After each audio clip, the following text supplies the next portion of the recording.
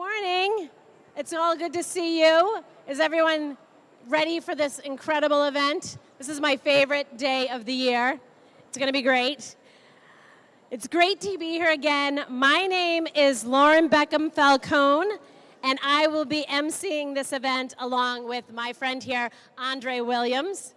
This is my 9th year moderating the legislative reception, and I am thrilled to be co-emceeing for the first time with Andre, who is a self-advocacy liaison with the Massachusetts Developmental Disabilities Council. Thank you, Lauren. Good morning, everybody. How's everyone doing this fine morning? That's really good. So my name is Andre Williams. I am a 32-year-old self-advocate, originally from Somerville, Massachusetts. And this is my first time ever co-emceeing the legislative reception, and I am honored to be here today.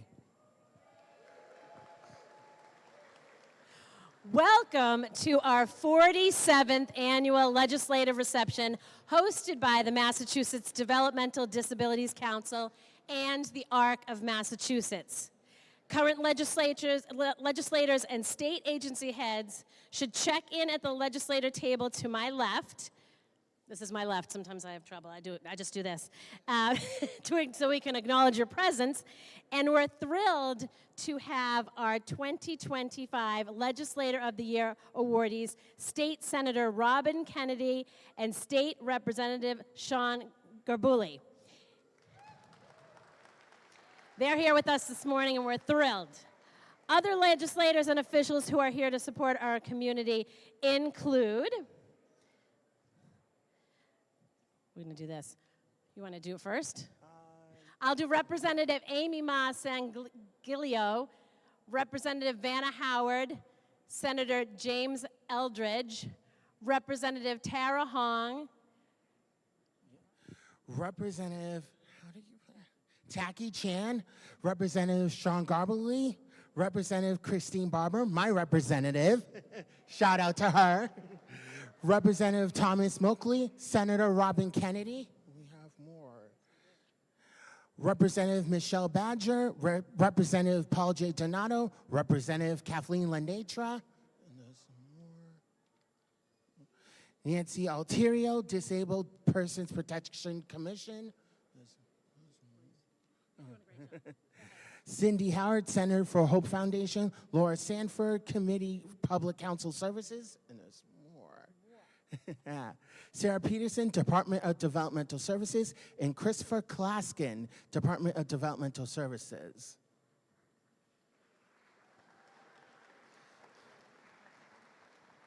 We have a huge crowd today and want to make sure that everyone can hear, so please remain silent during our program. Yes, thank you. So to begin our program, Raquel Quezada is here to give the opening remarks. Raquel is the chairperson of the MDDC.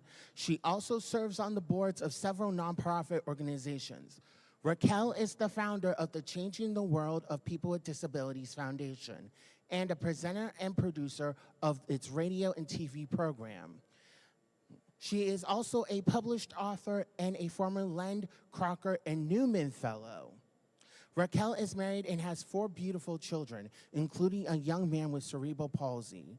She understands the difficulties that many parents encounter while seeking resources for their children with disabilities. That experience has inspired her to educate and fight for families facing similar issues, particularly those in immigrant communities. Originally from the Dominican Republic, Raquel resides in Haverhill. Welcome, Raquel.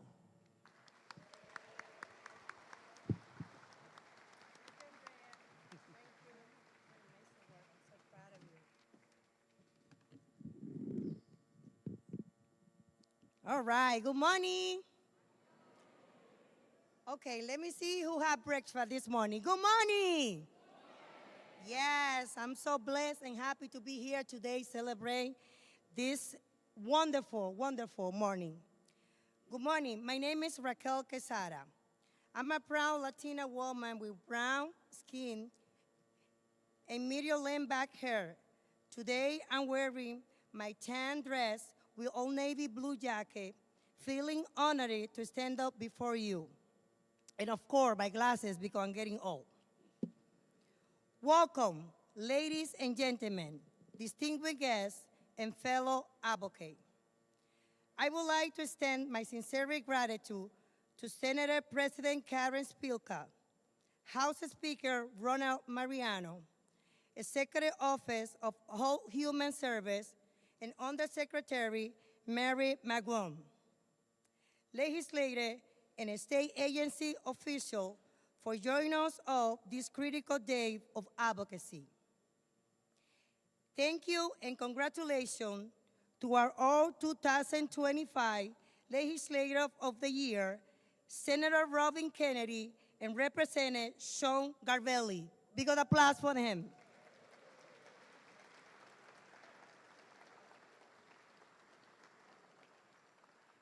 Your unwavering commitment to the disability community is truly appreciated. Today, we honor your leadership and you now join the rank of Priority Disability Legislator Champion, many of whom are here today. Please, let's give it a lot of, and another big applause to them.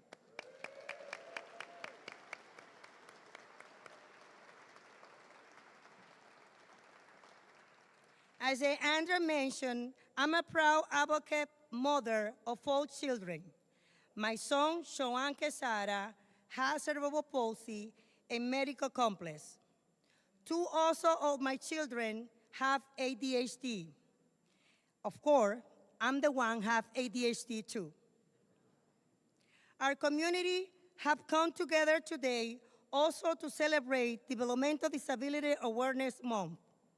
But this year, there is a dark cloud, uncertainty that loom overhead given proposed changes that are being considered in Washington, D.C. and in the courts today. Those possible changes could impact Medicaid, Section 4, 504, and USA Department of Education. Those possible changes could roll to the back a hard fight for the right people with disability who has been joined decades. So this year, theme, safeguarding our right through advocacy, is more meaningful than ever. Advocacy is not just responsibility, it is necessary. The right of individuals with disability, like all humans, must be firstly protected and continually defended. Whether it's asset, come on.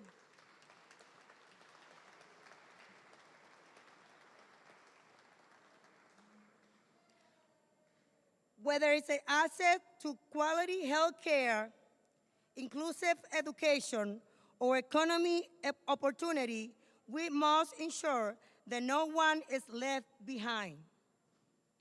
Our community continues to face significant challenges, particularly due to the system barrier to has been made worse by the ongoing workforce strikes.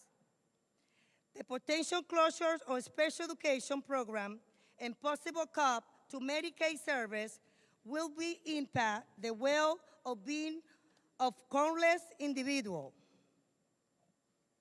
This is hard for me because my language native is Spanish. So be with me, please. This is why we must stand together, raise our voice, and advocate for policy that foster inclusive and equal society with people with disability. Advocacy must be strong, persistent, and unwavering. Policymakers, leaders, and community must work together to ensure that individuals with disability are not only included, but actively engaged in shaping the policies that impact their life. As the mother of a child with disability, I witnessed firsthand the struggle of individual families indoors every day.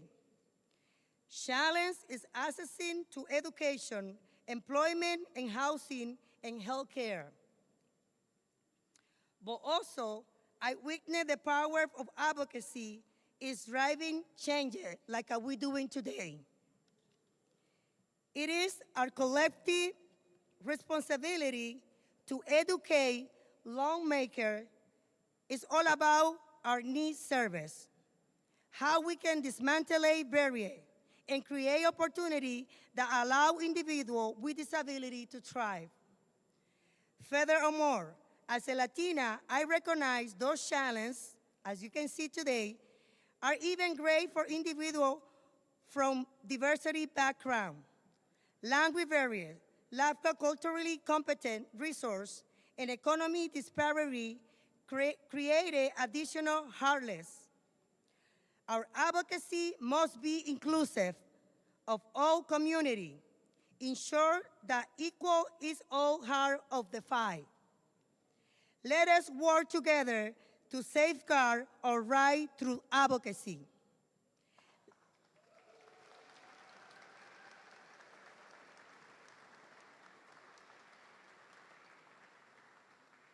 Let us be the voice to educate policymakers and bring about change that is needed. Let us all inform lawmakers about policies that prioritize accessibility, inclusion, and equality.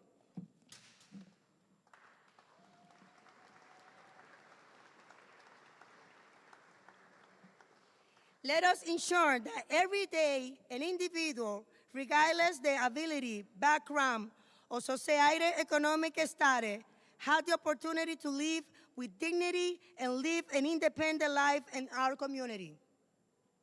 Together, we can make lasting impact. Together, we can safeguard our rights. I'm closing, and I extend my deeply gratitude to each of you of your commitment and dedication to people with the development and other disability. To our disability legislation champion, thank you for being here today. Thank you for your unwavering support and leadership. We cannot do this alone. Our work is just beginning, and through our continual advocacy and collaboration, we can and we will future that is more inclusive, just and equal, and is for all. Thank you so much. Have a good day.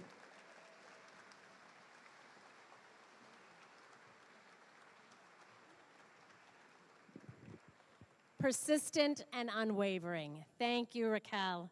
Before we begin the awards presentation, we want to recognize more legislators and officials who are present. I'll start? Yeah. All right, I'll start. Okay. Rachel Caprillion from Triangle Inc., Jason Folger from Lend and Boston Children's Hospital, Megan Chapman at FCSN, Joshua Komarov from the Mass Down Syndrome Congress, Anna Cook from Work Inc., Laura Sanford for the Committee for Public Counsel Services, Lisa Hewitt, CPCS, Rebecca Davis, FCSN, Department of Transitional Services.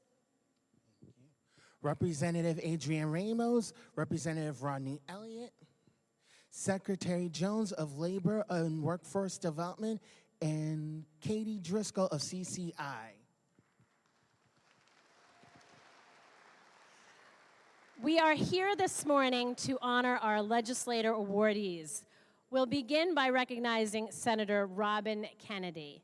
Senator Kennedy is a lifelong Worcester resident and serves as the state senator for the 1st Worcester District. She is a dedicated champion of the care economy. We're focusing on strengthening services from child care to elder care, investing in the workforce, improving regional public transportation, and addressing racial and health inequalities. In her inaugural year, Senator Kennedy was instrumental in advancing key legislative initiatives to enhance the well-being of Massachusetts residents with disabilities. She is the Senate Chair of the Joint Committee on Children, Families, and Persons with Disabilities, and she serves on several other key committees that oversee legislation impacting our community. Senator Kennedy has championed several significant bills to support people with disabilities, including the Act to create affordable homes for people with disabilities, an Act to promote an enhanced care worker minimum wage, an Act regarding families and children in need of assistance, and an Act relative to consumer health data. Immediately before joining the Senate, Senator Kennedy served as the Chief Operating Officer at the YWCA Central Massachusetts. We're excited to have Senate President Karen Spilka here to present the award. Senator Spilka has served as Senate President since 2018. Senate President Spilka has been a steadfast leader on disability issues since joining the legislature more than 20 years ago. She received our Legislator of the Year award twice, in 2007 and 2013. She is a true champion for the disability community. Thank you for being here today to help present this award.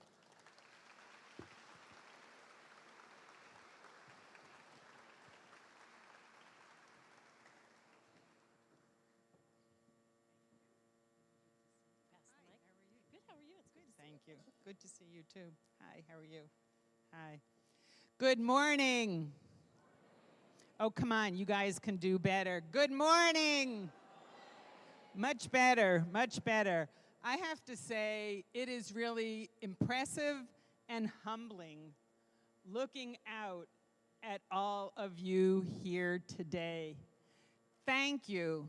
Thank you for coming here today, for coming to the State House, which is your house.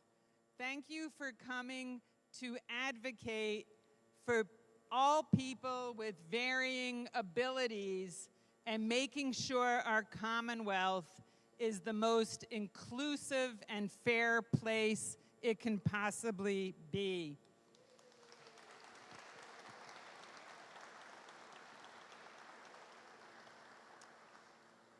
Thank you, Lauren and Andre, for emceeing this. Great job. Thank you so much. It's great to see you, and Maura and Raquel, Mary, Peter for sharing his story.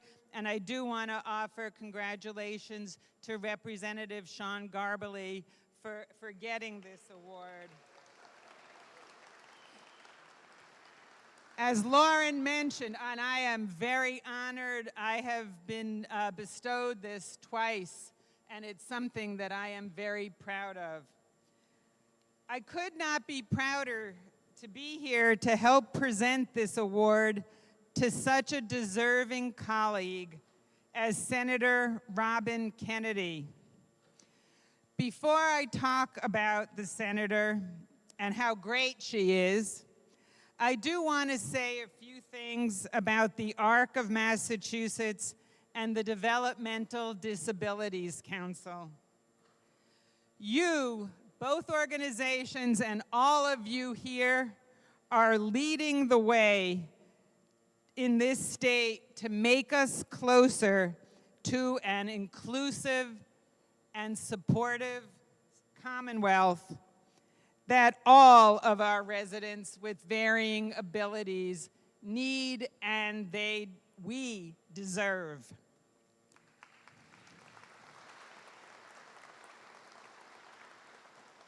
I want to let you know that I am on the front lines. The Senate, whole Senate is on the front lines, and you are all right there with us. Thank you for that.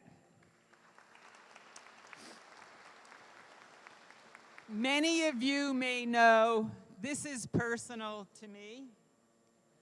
I was the legal guardian and caretaker of my sister, Susie, who had Down syndrome, who unfortunately passed away about 7 years ago. She has made such an impression upon me in my life and continues to ground me on days when it's particularly tough, and the legislators, either the reps or the senators, know how tough this can be. There are days when I wonder, why am I doing this? And I think of my sister Susie, and the answer is right there. For people like Susie and others across the Commonwealth who need and deserve an inclusive, warm, welcoming Commonwealth, that they can be as productive and self-sufficient as they can possibly be. We all benefit from that. So I want to thank you for helping to advocate to make Massachusetts one of the best states in the nation in helping people with varying abilities. Thank you.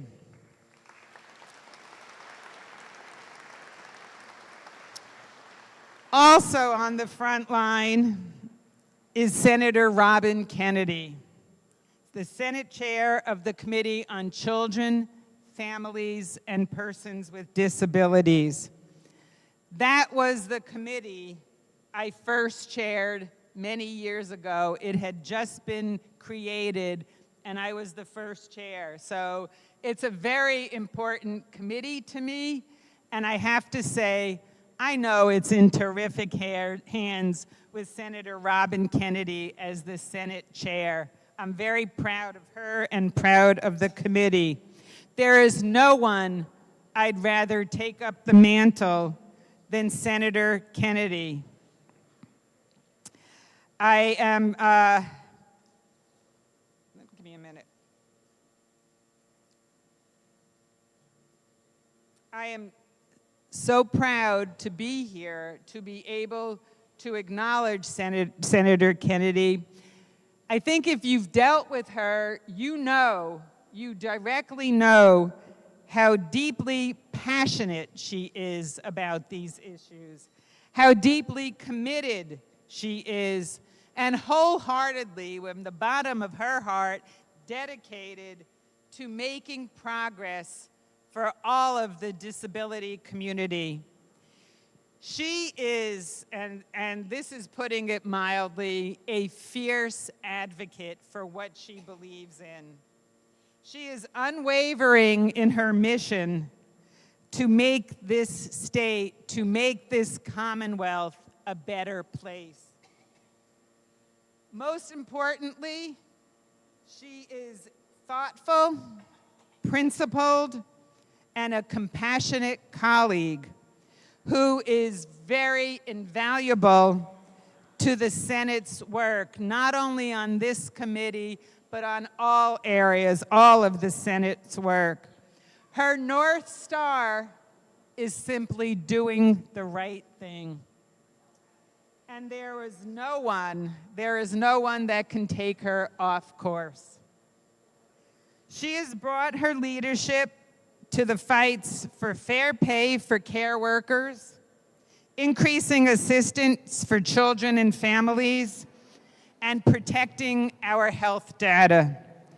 Senator Kennedy, I am grateful that you are in the Senate and could not be prouder to be able to present to you today today's award. Congratulations.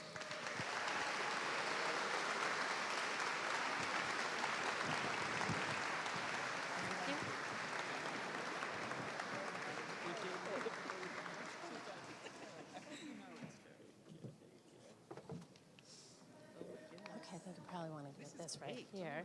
Hold that up and I'll say my speech.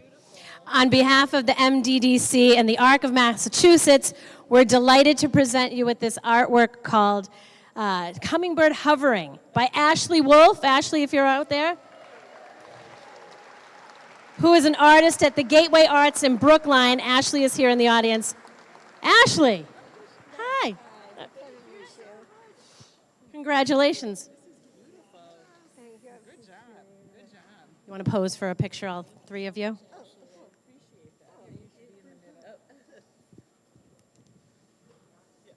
There you go. Here.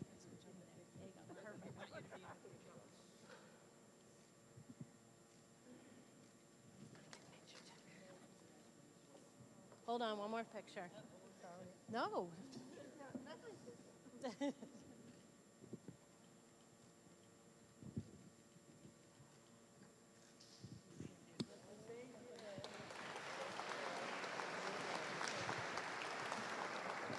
Senator Kennedy, congratulations on being Massachusetts Legislator of the Year awardee. And I think this is where you speak. Thank you so much. Thank you.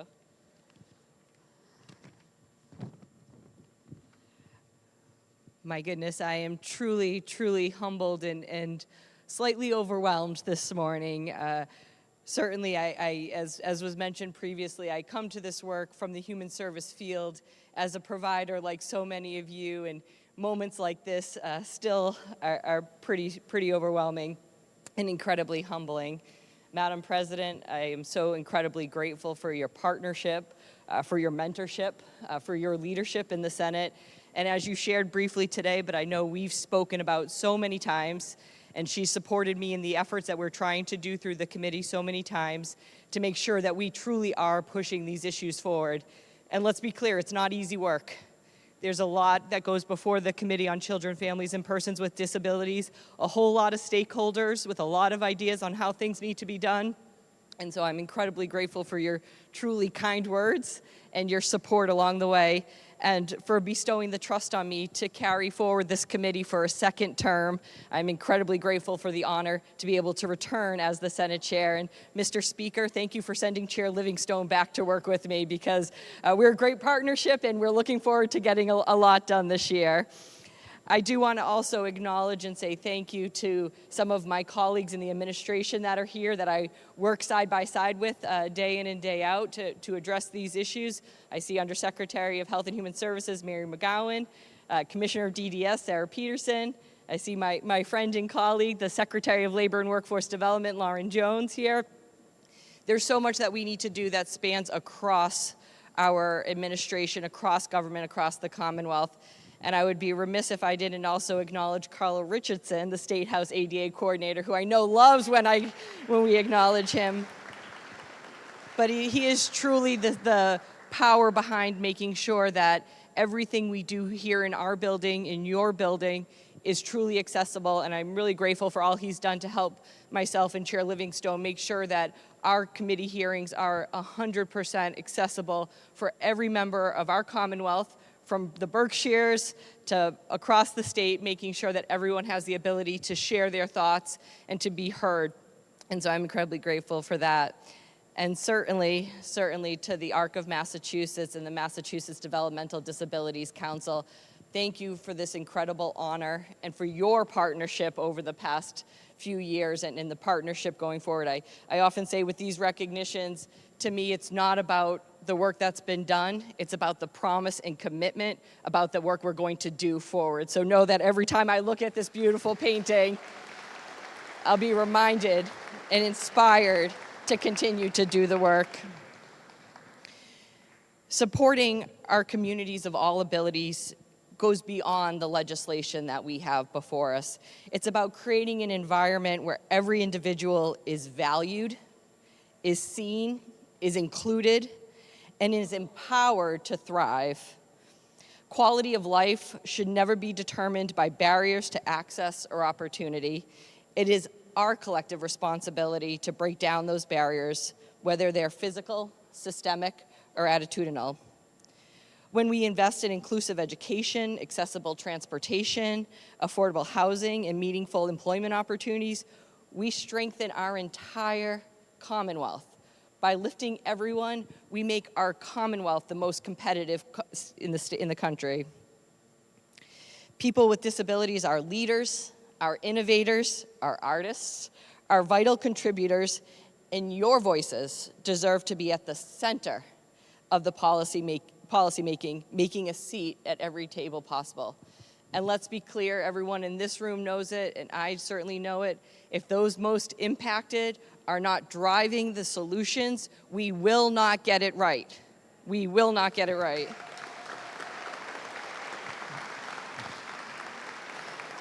This award inspires me to keep pushing forward with the support of our providers, advocates, organizations that ensure that disabilities are at the forefront of every conversation.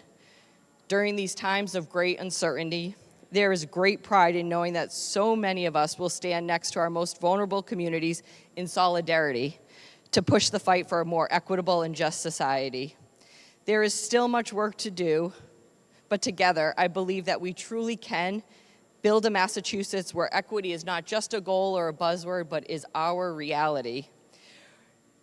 And also, we're not just going to safeguard our right to advocacy. I am counting on each of you to be champions alongside us, to be advocates alongside us, to guide us, to lead us, and to help make Massachusetts a better place. Again, thank you to MDCC, the ARC, and everyone here today for your unwavering commitment to inclusion, to dignity, and to justice. Thank you so much. Thank you.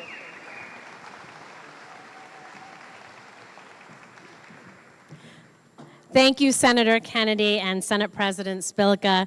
We are so grateful to both of you for all the work you do on behalf of our community. We have more legislators to acknowledge before we move on. Andre? So we have Representative Sally Cairns. We have Barbara Italian from the Disability Law Center. Harry Weissman, Executive Director of the Disability Policy Center. Josh Cutler from the Executive Office of Labor and Workforce Development. Before we move on, does anyone have a black iPhone missing? It's on the ARC table by the grand stairway. If anyone has a black iPhone missing, all right. And then next we have Senator Ryan Fatman and Representative J.D. Livingston. All right. So now it is time to present the Legislator of the Year award to a good friend of mine, Representative Sean Garballey. Thanks to him and his support to the MDDC, the ARC, and Best Buddies, I am standing here today, so thank you. I am personally excited that he is receiving the recognition that he richly deserves. Representative Garballey has been dedicated to supporting individuals with intellectual and developmental disabilities since he was first elected to represent the 23rd Middlesex District in 2008. He was the lead sponsor of the Higher Education Access legislation, also known as the Massachusetts Inclusive Concurrent Enrollment Initiative, which passed into law in 2022.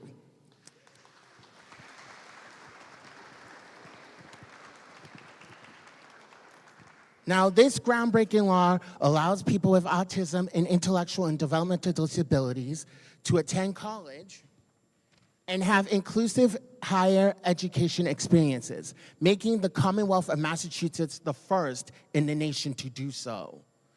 Representative Garballey has been successful in passing legislation for health insurance coverage for children and individuals with multiple sclerosis, extending ABA coverage for people with Down syndrome, and forming a disability-led commission to study the history of our state institutions. He is a lead sponsor on multiple bills that are legislative priorities to both for the MDDC and the ARC of Massachusetts. Rep. Garballey has been instrumental in budget advocacy and is a tireless voice for individuals who are turning 22 and transitioning into adult services. Representative Garballey received this award in 2015 and now joins a small number of legislators who have received this honor twice. So, we are pleased to have House Speaker Ron Mariano here to help present the award. After many years in leadership roles in the House of Representatives, Representative Mariano was elected by his peers as Speaker of the House in 2021. In 2016, Representative Mariano received our Legislator of the Year award in recognition of his dedication to and support of the disability community. House Speaker Mariano and Representative Garballey, please come up to the podium.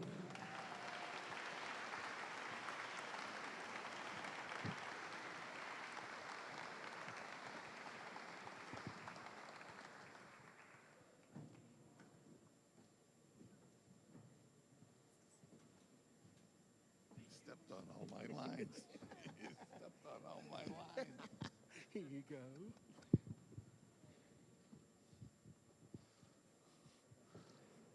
Hello.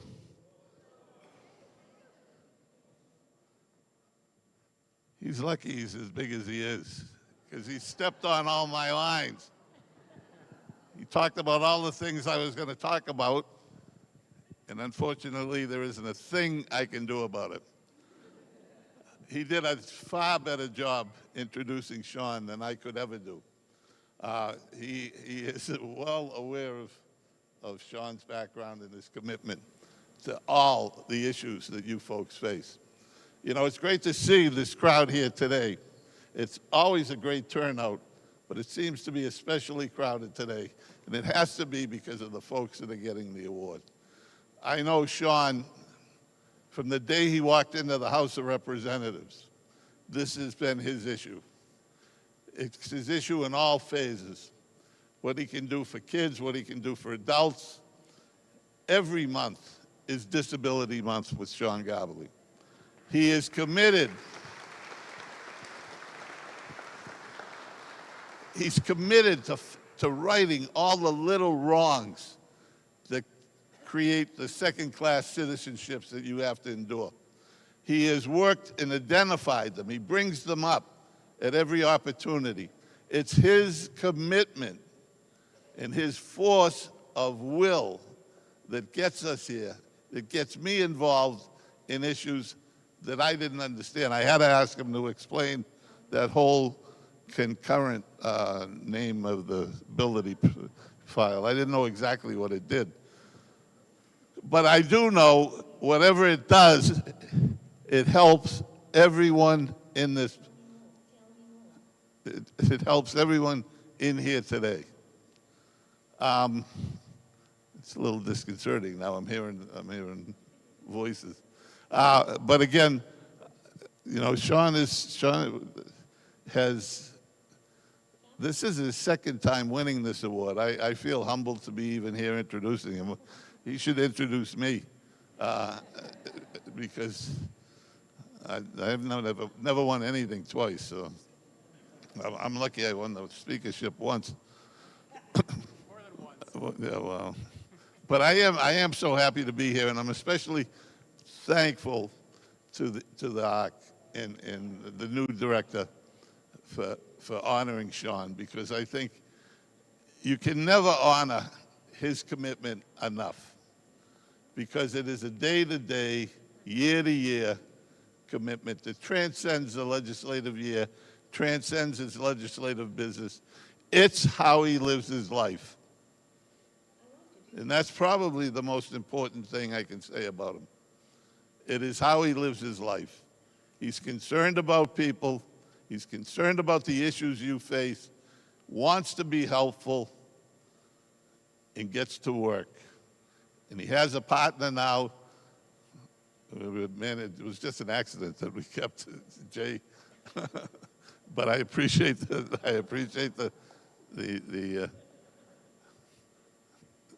comment. But it is funny how that works. Sometimes the partnerships are just hit it right off. And we are very fortunate.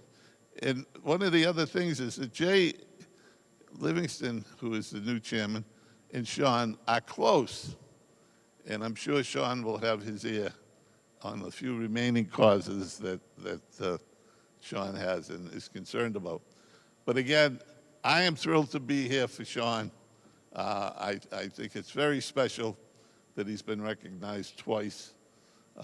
And I guess I'm going to turn it over to him because Andre took all my kudos that I was going to give him for all the bills. I don't have anything. Thank you very much. Thank you. Thank you, Mr. Speaker. Good morning. First of all, Andre, thank you so much for that kind, warm introduction. Thank you for your incredible advocacy. We met each other starting at Best Buddies. I can't think of anybody I would rather have introduced me than you. And I know Representative Barber is your favorite rep. But my second favorite person to ever introduce me, Speaker Ron Mariano. I can't think of a speaker who has been a champion for this community. You know, he's very humble and so I don't know what the higher ed bill was. He knew what it was. He helped get it passed. It would not have happened without him. Last session,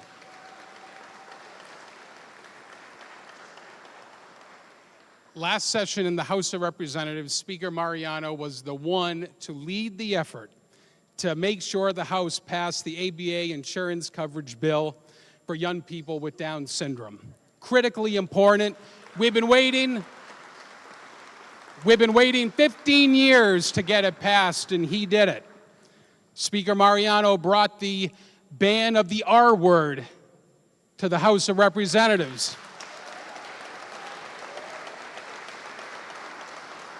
And we passed it. And you know, when I went to Majority Leader Mariano at the time about the higher ed bill, I talked to him about it. And you know, he doesn't talk about his background as an educator, but he had many students with autism and Down syndrome, and he told me, Sean, it was the right thing to do, that this bill is the right thing to do. But we need to make sure the language is right, to make sure that students with autism and Down syndrome can succeed in every classroom in one of our 29 public higher ed campuses. And Sean, I'm going to help you do it. And he kept his word, and it took over a decade to get it done, but Massachusetts became the first state in the country in law to have the MDDC program codified. So thank you, Mr. Speaker, for your leadership. I am so humbled and grateful. Congratulations to the ARC of Massachusetts and the MDDC on your organizing ability, on your effectiveness when it comes to policy.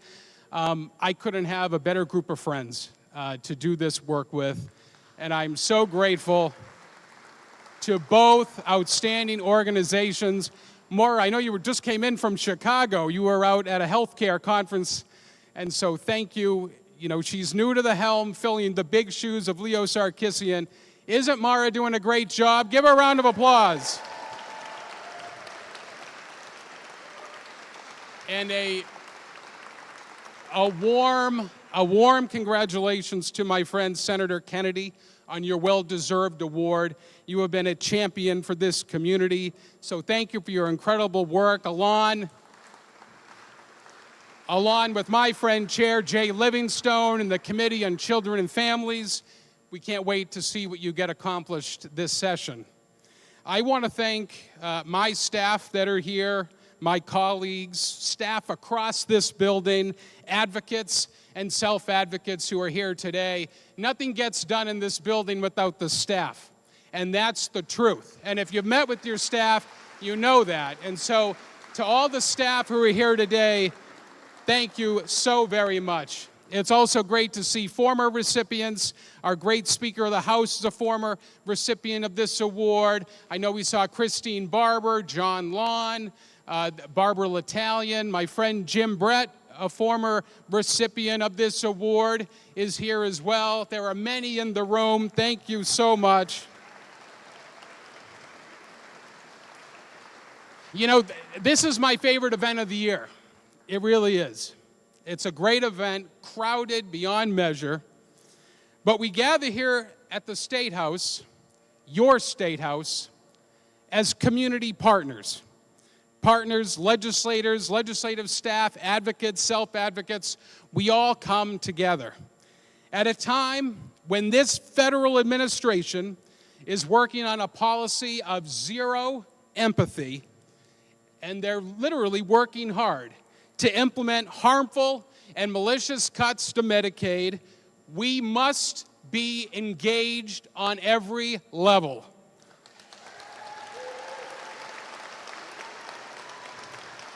You know, we come here to celebrate our wins, right? We've accomplished a lot together, every single person in this room, but we unite together for the challenges ahead. And what does that mean? Massachusetts must always put inclusion and opportunity first. And that means several different things. That means education. That means higher education. That means employment. We care about the interaction between those with autism and police. We care about the interaction between those with disabilities and the hospital they choose to get their care. We care about the caregiver who has to change their loved one on a concrete floor because there's no changing table. And we care about the employee who wants to continue this critical work but can't because they just can't simply afford it. Well, this is a room full of partners, and we will continue working together this term. I am humbled by this recognition. I am humbled by your friendship. I am humbled by this outstanding Speaker of the House. Have a great day. Hold on, hold on, hold on.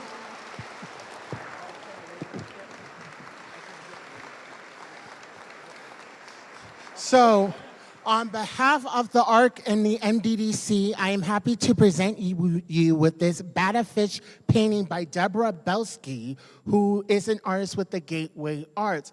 Deborah, I believe, is in the audience. Deborah, can you please come to the stage?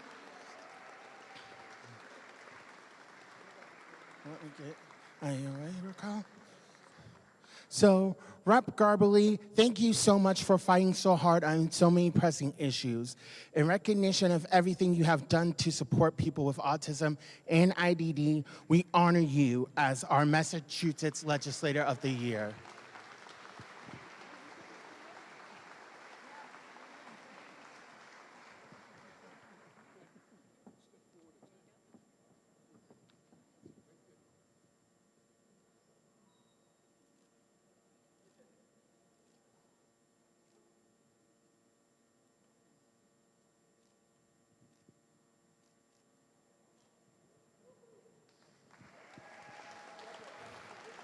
Congratulations, Rep. Garballey.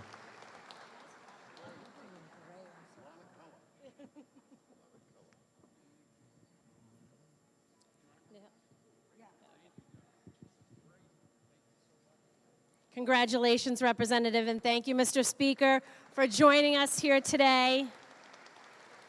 We are so glad to have the opportunity to honor our Legislators of the Year, and we thank them for their leadership and hard work. It brings us hope knowing that you're in our corner fighting for the supports and services that are so critical for people with developmental disabilities. Now we want to recognize more legislative champions who are here today. For 47 years, we have celebrated Legislators of the Year in the State House, in the House of Representatives and Senate. Some of our past honorees are here today.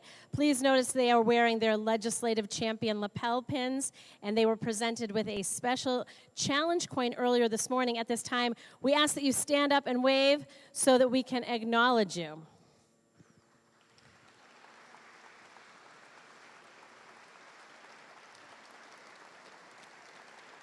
Thank you so much. Thank you. So I just want to say thank you all to all of our legislative champions for the work that you have done over the last years and decades to safeguard our rights and improve the quality of life for people with intellectual and developmental disabilities here in the state of Massachusetts. We applaud you and we all appreciate you. Thank you so much. Just another quick shout out to Representative Jessica Giannino and Representative Kristen Kastner. Before we continue with the program, Andre and I want to share some information about ourselves and why we are so passionate about being involved with this amazing community. I am LBF of the Bob and LBF in the Morning WROR radio show. Before waking up at 3:30 in the morning for the past 14 years, I was a reporter for the Boston Herald. I was also a regular contributor to Boston 25, doing the cable news, WGBH. I was on TV a lot, it scared me.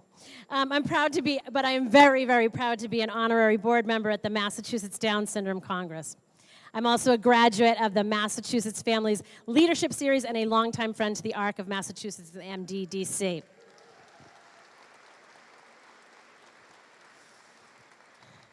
I live in Canton with my husband, Dave, who's over there, that handsome fella, and my daughter, Lucy. Lucy has Down syndrome. She's also smart, funny, the greatest dancer, and loves sporting the latest styles, though I sometimes question the matching. It's okay, though. She gets it from her aunt. She loves to watch movies. She watched Tootsie last night, so that's a really good rewatchable. Highly recommend. 5 stars, no notes. She is a good and thoughtful friend to everyone she meets. She remembers their names and birthdays, and if she doesn't, she'll just ask you.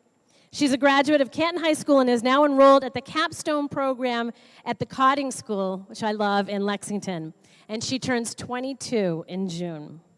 Lucy Rose Falcone awes me with her humor, her determination. She has opened a whole new world filled with perseverance, gratitude, and so much joy, and a world that includes all of you. And that's what I'm so grateful for. Andre, here's your turn. Thank you, Lauren. So for those who don't know me, here are some fun facts about me. I have worked with the Massachusetts Developmental Disabilities Council for 12 years. Thank you. In fact, this event was the first time that I started at the council.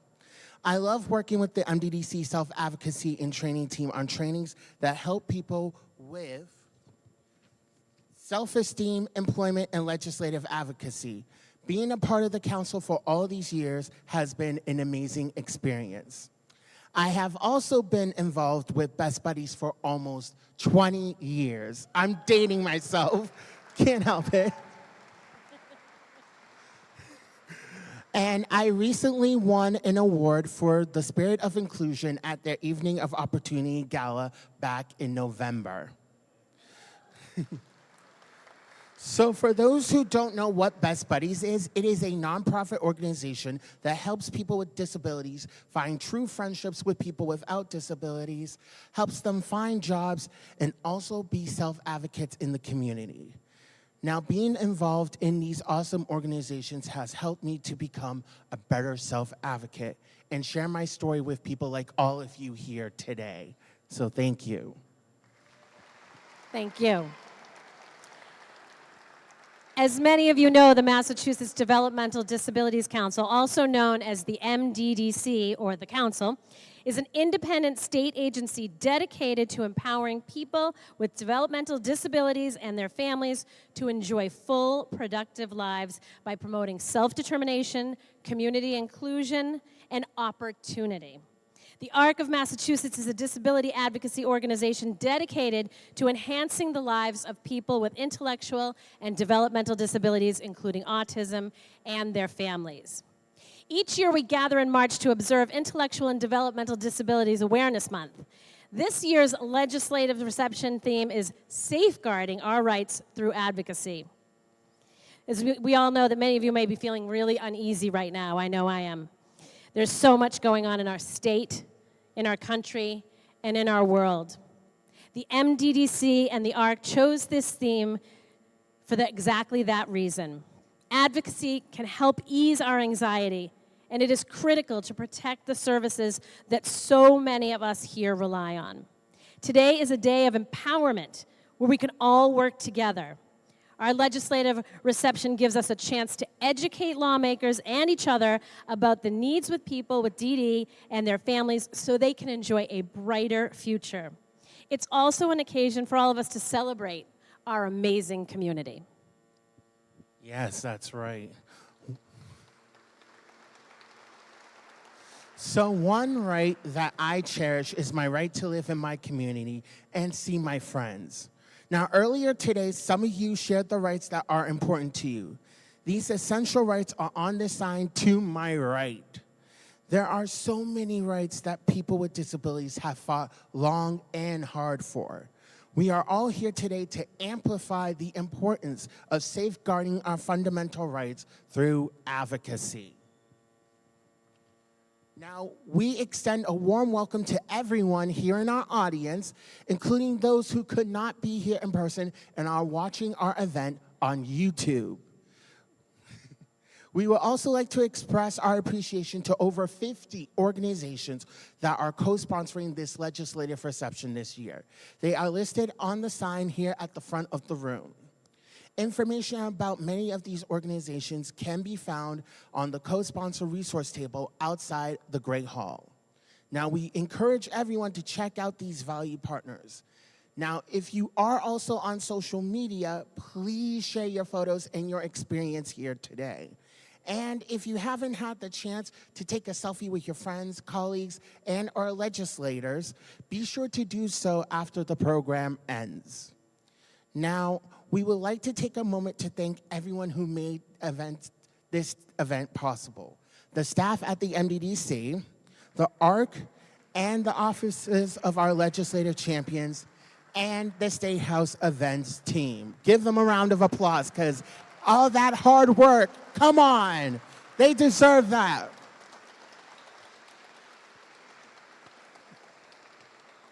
We also want to give a shout out to State House ADA Coordinator Carl Richardson, who works hard every day to ensure that people with all types of disabilities can participate in democracy at the State House.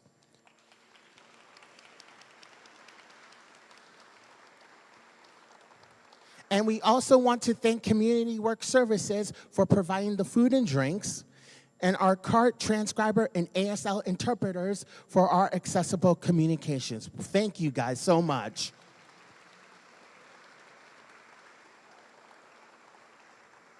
And we also want to thank the House Broadcasting and Legislative Information Services teams for their assistances in securing a live stream of today's event. Hello to all who are watching at home. At this time, it is my great pleasure to introduce Mary McGeown, who is the Commonwealth's Undersecretary for Human Services. Prior to joining EOHHS in 2023, Undersecretary McGeown provided executive leadership to the Massachusetts Society for the Prevention of Cruelty to Children for 9 years. Before joining MSPCC, Mary held various leadership roles in Massachusetts state government, including Chief of Staff for the EOHHS and Deputy Commissioner for the Department of Youth Services. We are so grateful you are here today to share Governor Healy's proclamation announcing March as Intellectual and Developmental Disabilities Awareness Month.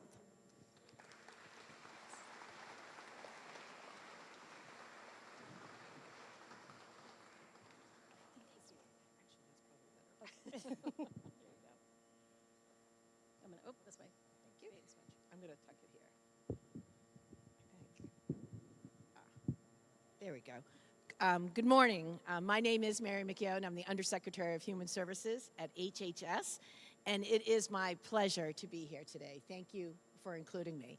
And I also want to extend my congratulations to our legislative champions and for all the work that you do every single day.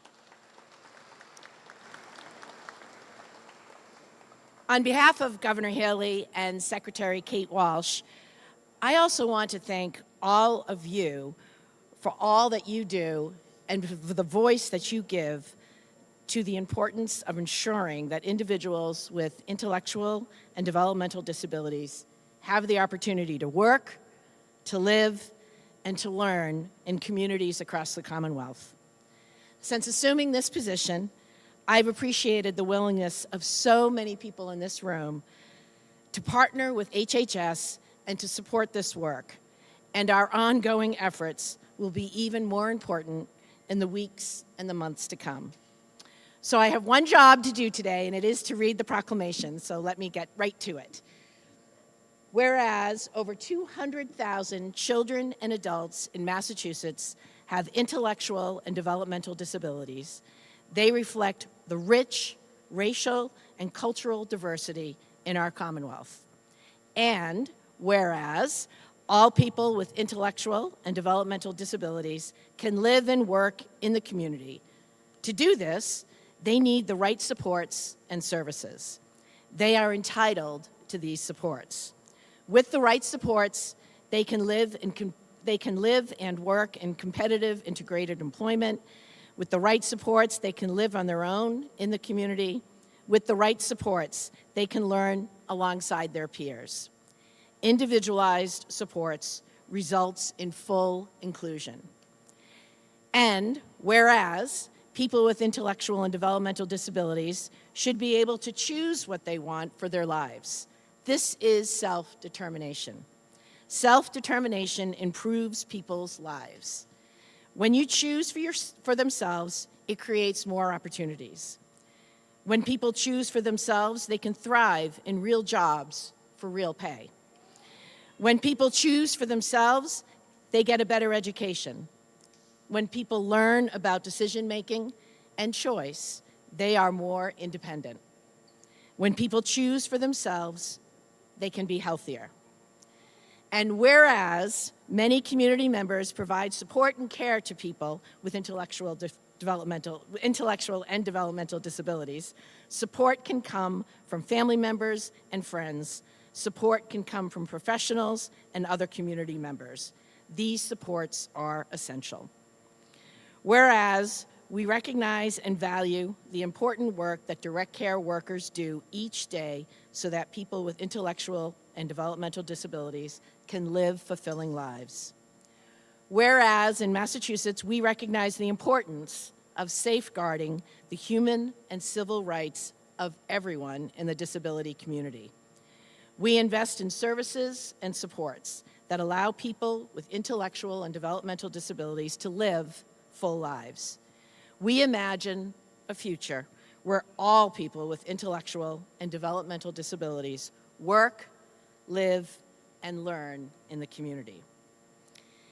Whereas in March, we celebrate Intellectual and Developmental Disabilities Awareness Month, we recognize the value of inclusion. We recognize the importance of supports and services. We recognize that people with intellectual and developmental disabilities make the Commonwealth a better and more diverse place to live.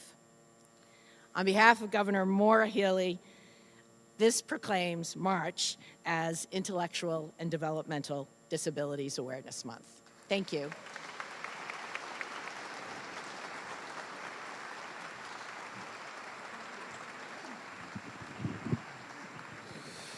Thank you, Undersecretary McGeown, for joining us today. Now, we are so lucky to live in a state where our leaders value the rights and contributions of people with disabilities. Now, more than ever, we truly appreciate having you on our side. Our next speaker is parent advocate Peter Wyman. Peter is the adoptive dad of 4 men with intellectual and developmental disabilities, aged 21 to 35, and he is the guardian of a young man living in a residential placement. Peter has worked in the human services field for 46 years, 35 of which have been at Seven Hills Foundation as a family support provider. Peter describes his life as unconventional and out of the box and enjoys traveling abroad with his family. Please give a warm welcome to Peter and the Wyman family.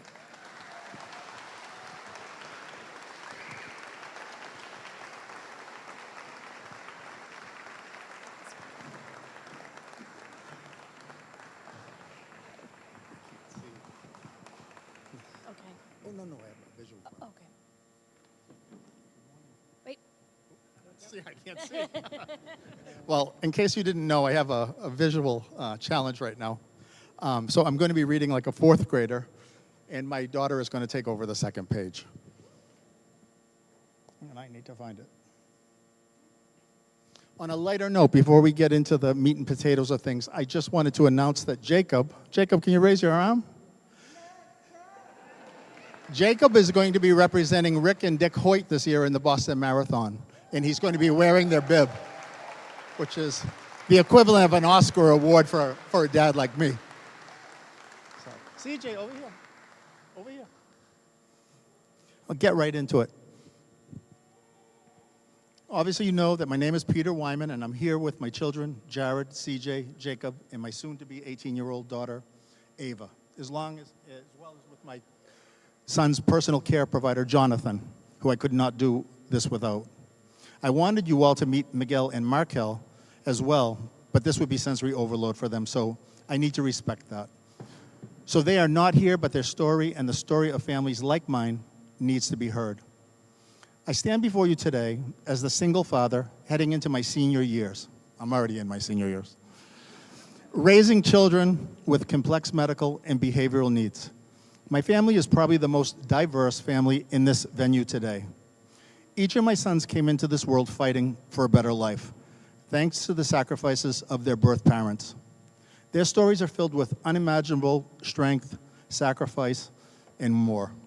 From a mother fleeing the Cambodian genocide, to a young pregnant woman traveling from Ethiopia, knowing that she was carrying a child with Down syndrome and could not provide for him, to a teenage mom who came here on a boat from Cuba, who didn't even know that Down syndrome could not be corrected. I honor these parents every single day by being the best father I can be. Unlike many, I chose my family's constellation. After 13 years working at the Dr. Franklin Perkins School, I knew the kind of children I was best suited for. They were the children that often others did not understand due to extreme behaviors that made folks shy away. But that was my forte, learning every facet of a personality, building rapport, and forming relationships. But those kind of relationships take years to develop. Yet in the human service world, where direct care staff turnover is constant, there is rarely enough consistency to build those deep bonds. When I started at Perkins School in 1979 at the age of 15, my first paycheck was $3.65 an hour, and I was proud of that. I worked 14-hour days, and I was paid $5 a night to sleep on the floor in case there was a fire. I was responsible for a unit of 10 children called the Junior Boys. I stayed with them until I turned 29 years old, at which point I adopted my first son, Jared, who's over there. And I lost my place.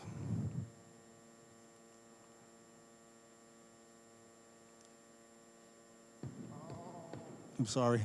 To this day, I continue to provide family support to several local families very similar to my own, and I have done that for 30 years. Today, nearly 50 years later, direct care workers make just $19.50 an hour. When you do the math, that's an increase of 42 cents a year since the time I was 15 years old. We say we value our most vulnerable members of society, but our pay rates tell a different story. Families like mine rely on these workers to survive, and yet they can't even afford to stay in the field. Without a livable wage, we will continue to see a dangerous shortage of skilled caregivers. Today, I'm here to ask you, please take a serious look at why direct care workers are leaving the field and why so few are entering it. The reason's obvious. Many cannot sustain themselves on a current wage. These are the people who care for our most vulnerable citizens, yet they are paid so little that they are forced to work multiple jobs just to get by. We need to ensure that direct care workers receive a livable wage so that we can recruit, retain, and truly value the professionals who make independence and stability possible for individuals with complex needs like my sons. Without them, families like mine and countless others will face impossible situations. This is not just a workforce issue. It's a crisis for families like mine and individuals who rely on essential caregivers. So let's act now to fix it.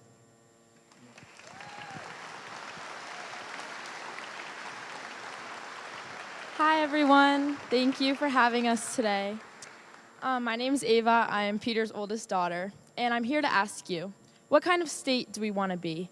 Massachusetts has been a long leader in services for individuals with disabilities, but there are still too many cracks, too many unknowns. We need a livable wage for direct care staff so we don't lose the very people who keep this system afloat, more capacity at DDS to track and respond to the most complex cases, and emergency respite care and long-term housing solutions that provide stability for individuals with severe needs.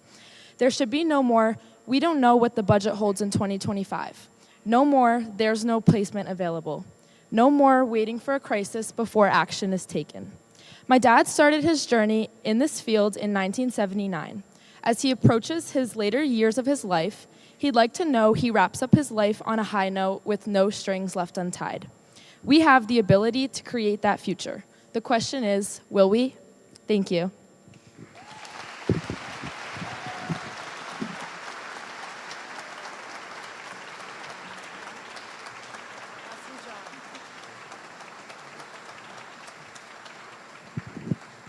Nice job. Thank you, Peter and family, for those powerful words.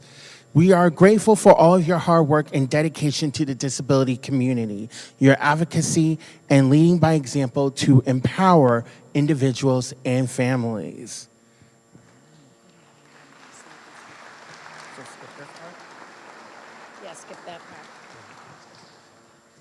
So after this event is over, we encourage you to visit your legislators and their staff and to share your stories with them. You can also post a photo on social media with your legislator here at the State House. Please tag the ARC of Massachusetts and the MDDC so we can share it as well. Our social media handles are in the program as well.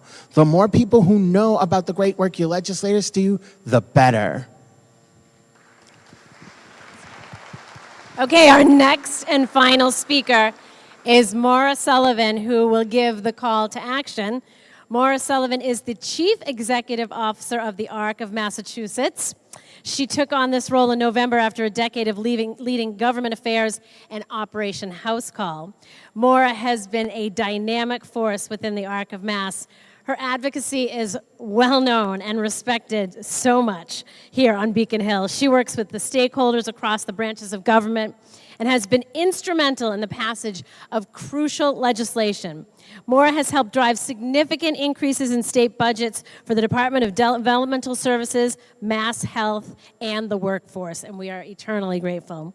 Maura's focus on health equity has led to a passage of legislation and growth of Operation House Call, a training program that equips medical and nursing students across Massachusetts with the skills and mindsets needed to care for individuals with IDD and autism.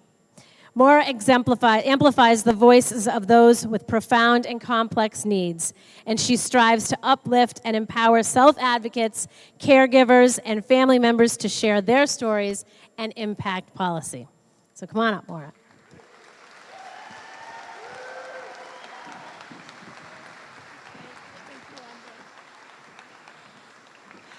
Oh boy.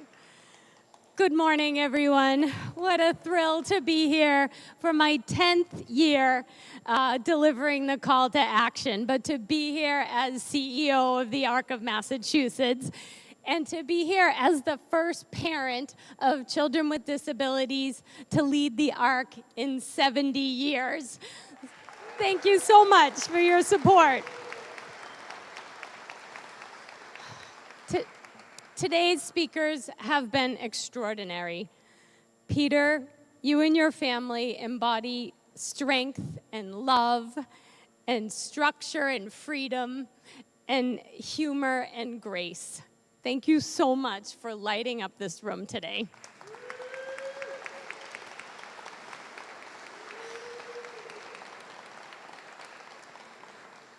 But now I must ask you to brace while I speak to the current, deeply concerning environment. These are challenging times for the ARC and our community. Federal cuts and executive orders will directly impact us in Massachusetts.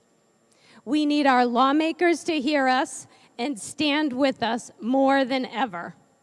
Medicaid is a lifeline. Education, Social Security, the workforce, and DEI. These are support programs that are vital for people with autism and intellectual and developmental disabilities and their families. Advocacy is essential to safeguarding our rights to these fundamental services. So advocates, are you ready to step up? All right. The ARC is ready also. Thank you to our entire staff who are working incredibly hard, and many of whom are here today, and I want to specifically thank and recognize my government affairs team, Nora Bent, Jose Lopez, Charlie Fisk, and Kevin Chavez.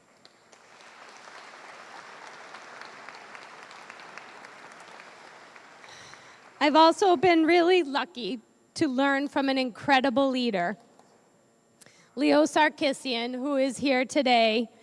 And he really taught me that in tough times, You roll up your sleeves and you use every tool the ARC has available to support families.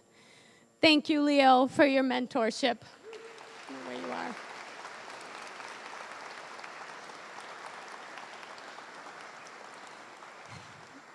In the face of crises like workforce shortages and devastating federal policies, we find strength in leaders like Representative Garballey and Senator Kennedy. How can they and all of you support us now? We must focus on the Commonwealth of Massachusetts, our services, budget, and legislation to uplift the workforce, restore access to services, and address the unmet needs of those with complex conditions.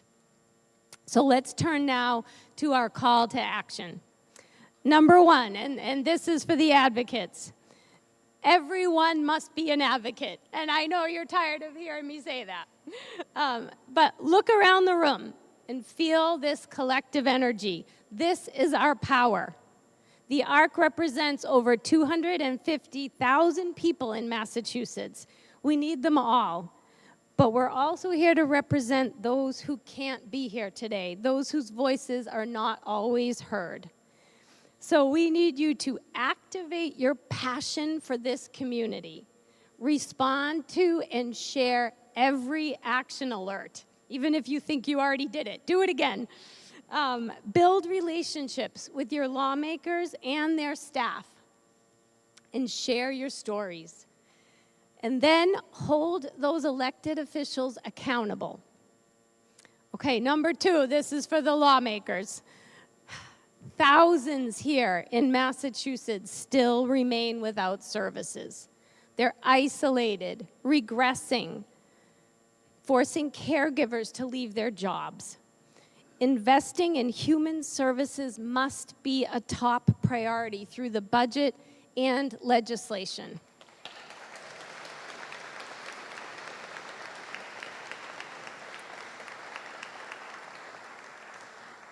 Along with our partner advocacy organizations, we ask for $100 million for Chapter 257, the Workforce Rate Reserve. This funding would maintain last year's momentum and raise the wages to $22.69 an hour. The people that are caring for our loved ones, that are caring for my children, deserve more than that. But especially in this tough budget year, these incremental increases are a crucial step.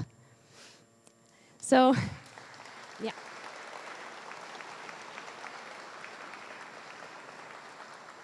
I'm going to take a short detour here to share some good news about the workforce. As you know, the ARC is all about legal change, but we're also about social change.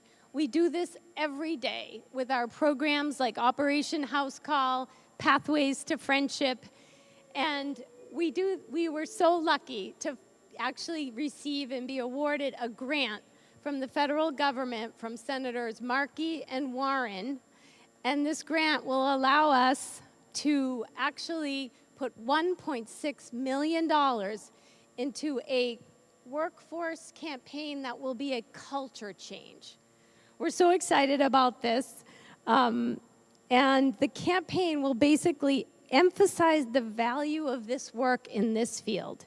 It's a powerful statewide marketing campaign, and it's called With All Your Heart. So keep an eye out for it because we need every effort. As you know, Turning 22 and Community Day programs are suffering because of this shortage of staff. We need your support for Turning 22 and Community Day programs. It's unacceptable that 2,500 adults are still waiting for services. The Turning 22 cliff is worse than ever. Caregivers, especially single parents, are struggling. People with profound autism and complex medical conditions are often left behind. With an additional $10 million, we can impact this wait list. If workforce shortages prevent funds from being used, we must enforce the transferability to family support or residential services.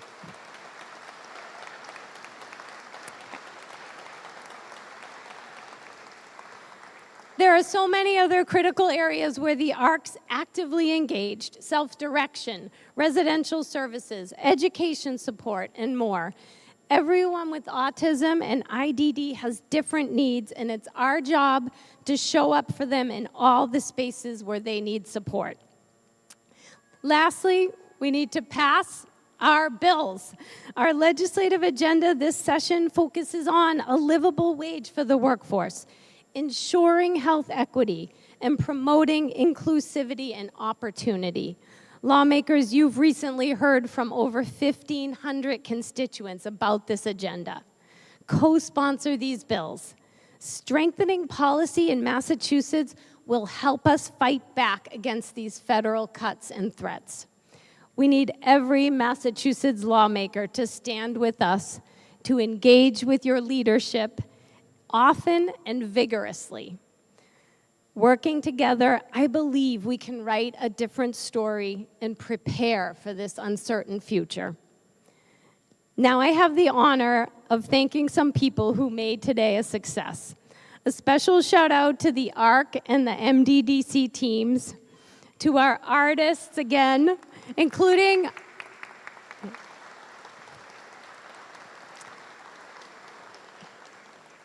our artist Carmela Salvucci, who made the beautiful State House artwork that graces the cover of our program, and to the wonderful Gateway artists that were up earlier too.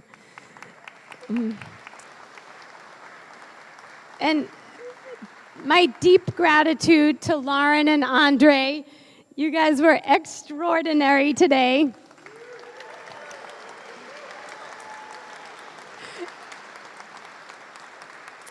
And to our wonderful co-sponsors as well. So we encourage you all to meet with your legislators, share your stories, find the MDDC and ARC staff. They're out there at the doors to help you find your way, and try to fill out our program survey online. And I just want to end by saying I am so honored and proud to be part of this community, especially right now. Let's carry each other through this. And thank you for being here. Now go advocate.